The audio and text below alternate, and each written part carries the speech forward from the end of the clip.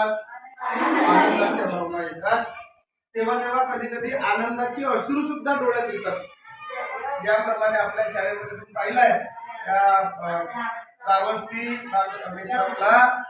जेव्हा पहिला नंबर आला आणि तिला 3000 रुपयाची रोख रक्कम तिला डायरेक्ट मिळाली परीक्षा दिली, तिला माहिती नव्हती की माझा निकाल लागलेला आहे आणि मला अचानकपणे एवढं बक्षीस मिळालं आहे.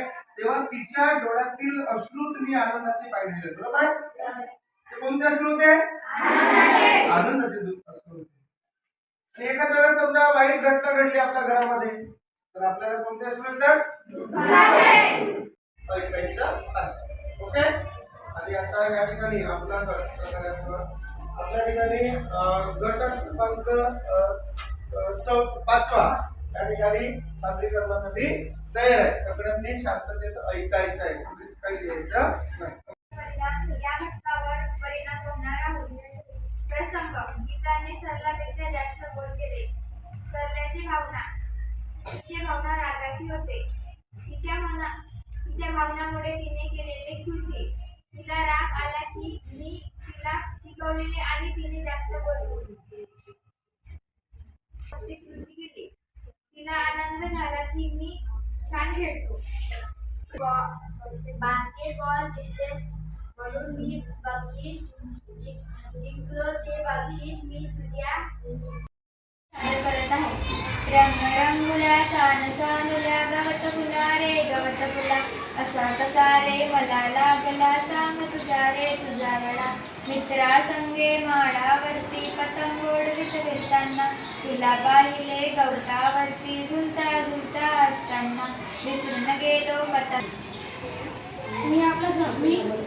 मी आज राज्यगीत कविता सोबत राज्यगीत म्हणणार आहोत.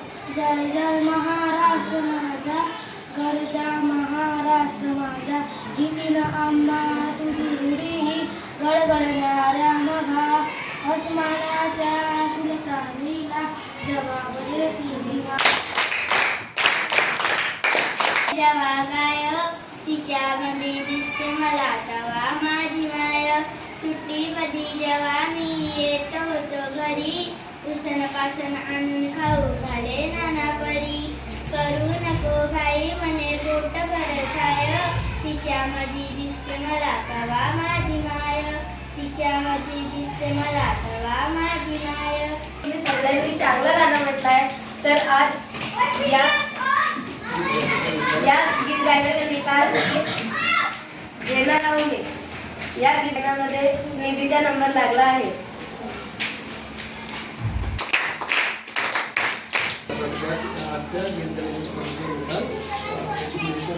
निकाल कारण मी आज या स्पर्धेने जिंकलो नाही म्हणून मला तुझ्या खूप राग आला. अरे हा बक्षीस तर मला तुझ्यामुळेच मिळाला आहे. मला जसे बक्षीस मिळालं मला जेवढे बक्षीस मिळाले ते सगळं तुझ्यामुळेच आहे. तू ह्या बक्षिसाची माझ्यासारखीच पात्र आहेस. तू मला शिकवली आहेस, तूच माझी गुरु आहेस आणि तुझ्यामुळेच मला आज बक्षीस मिळाले आहे. काय बातमी माझ्याशी गलती झाली, सॉरी.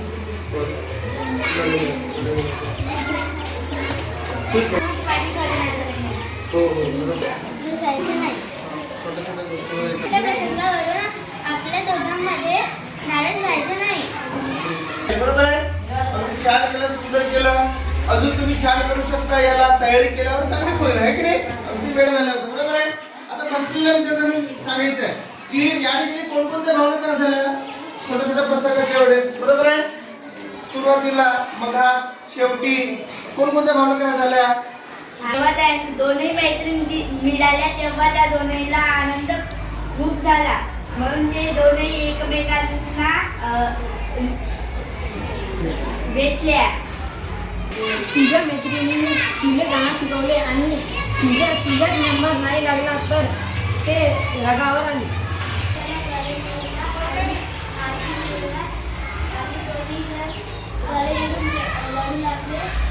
आजपासून मी तुझी मैत्रीण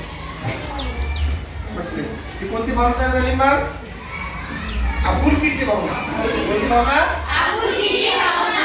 भावना, सहकार्याची भावना. खरोखरच या दिलेल्या नाट्याच्या पात्रातून भावनांचा आपल्या जीवनावर म्हणा किंवा आपल्या वागण्यावर कसा परिणाम होतो या संदर्भाने आपण या ठिकाणी शिकलेलो आहोत. आणि हीच भावना आपल्या जीवनामध्ये कशा पद्धतीने हाताळता येतील हे सुद्धा आपल्याला शिकायचं आहे. ओके.